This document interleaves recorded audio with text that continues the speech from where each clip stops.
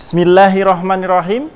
Assalamualaikum warahmatullahi wabarakatuh. Pemirsa MTA TV yang semoga Allah merahmati kita semua, marilah kita senantiasa memanjatkan rasa syukur kita sedalam-dalamnya kepada Allah Subhanahu wa taala. Yang mana atas nikmat yang Allah berikan kepada kita, kita bisa merasakan indahnya Islam, indahnya iman, dan indahnya kebersamaan dalam syariat Islam. Yang kedua, tak lupa senantiasa kita haturkan salawat serta salam kepada junjungan Nabiullah Nabi Muhammad Sallallahu Alaihi Wasallam, yang mana atas jasa beliau, para sahabat, juga kaum tabi'in, kita bisa merasakan lezatnya indahnya Islam hingga detik ini. Pemirsa MTA TV yang dirahmati Allah, kita sebagai umat Islam sangat meyakini bahwa Islam adalah satu-satunya agama yang diridhoi oleh Allah. Inna dina indallahil Islam. Sesungguhnya agama yang diridhoi oleh Allah hanya agama Islam. Islam adalah agama yang mana satu-satunya agama yang mengatur pola kehidupan manusia, mulai dari bangun pagi, bangun tidur, hingga kita kembali tidur kembali. Islam adalah agama yang mana satu-satunya agama yang mengatur mulai dari hubungan secara vertikal, hubungan kita kepada Allah Subhanahu wa taala, juga hubungan secara horizontal, hubungan kita dengan sesama umat manusia, sesama umat yang lain, baik umat muslim maupun non-muslim, termasuk kepada makhluk lain ciptaan Allah, hewan, berikut juga benda-benda mati.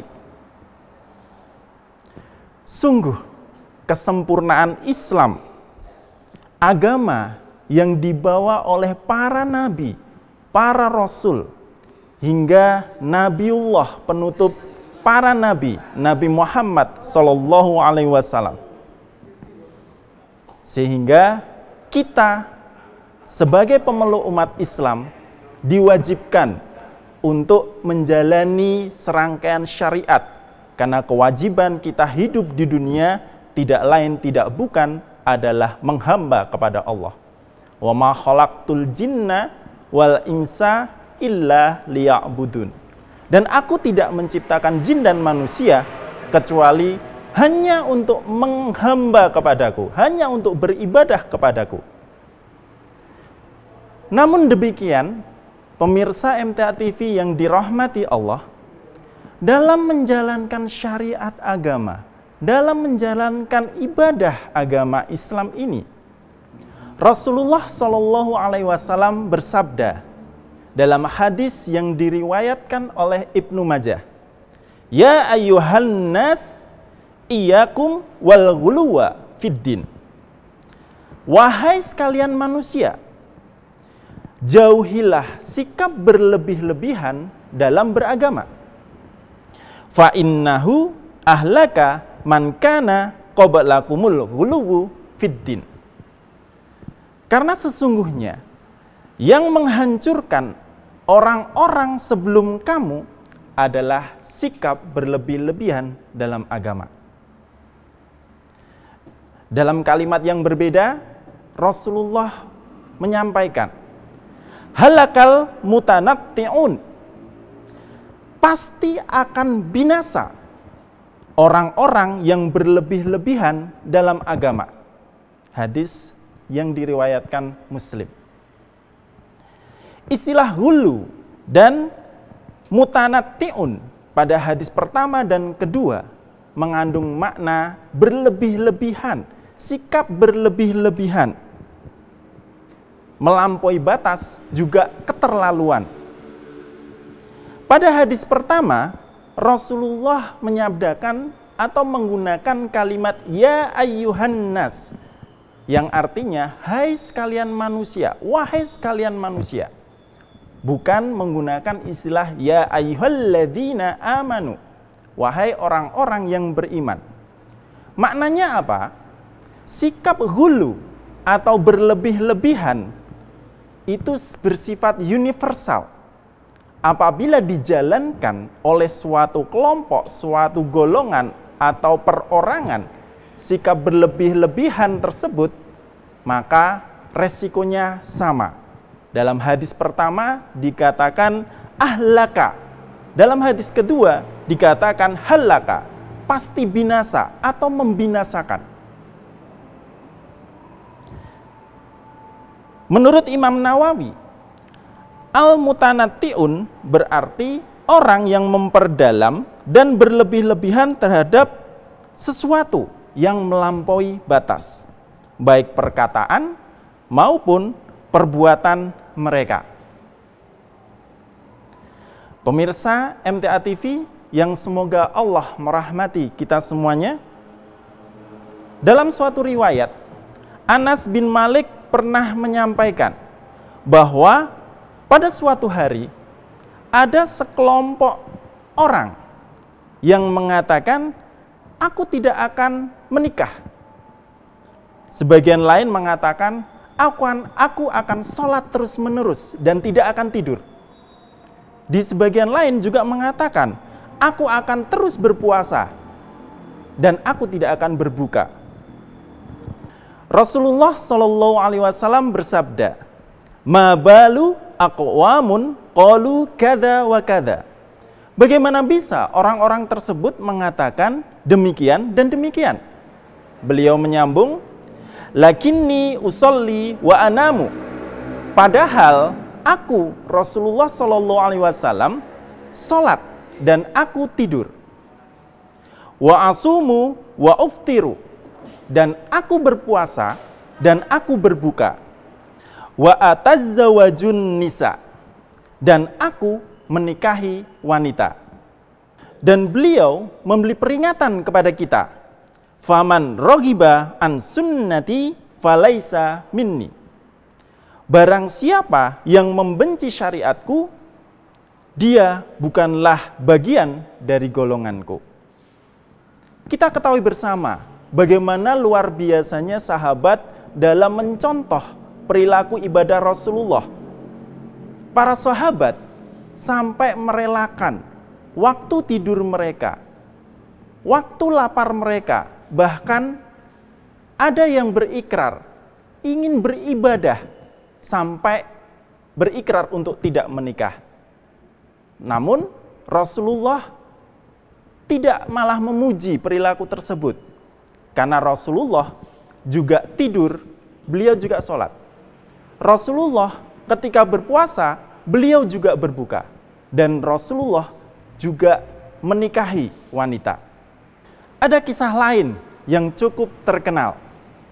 Kisah antara dua pasang sahabat. Yang pertama adalah sahabat Muhajirin, Salman Al-Farisi namanya. Beliau dipersaudarakan dengan sahabat Ansor, yang terkenal seseorang yang rajin ibadah, tidak lain tidak bukan Abu Darda. Pada suatu kesempatan, Salman mengunjungi kediaman saudaranya tersebut. Salman melihat kondisi istri Abu Darda yang mengenakan pakaian yang terkesan kumuh dan tidak terawat. Lantas Salman bertanya, ada apa gerangan? Jawab Ummu Darda, yaitu istri dari Abu Darda, lihatlah saudaramu itu.